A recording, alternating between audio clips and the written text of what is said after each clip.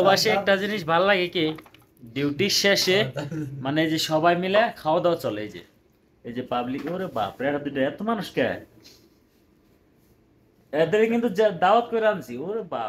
আমাদের শরীফ ভাই যে বাইরে দিতেছে পাবলিক, আমাদের রুমে এতগুলা,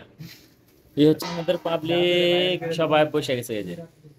সবাই পাবলিক, ওরে বাপরে। তো মামু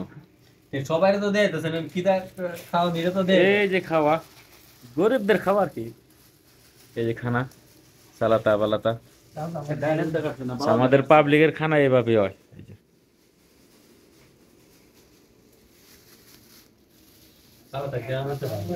ঠিক আছে ভালো হচ্ছে না।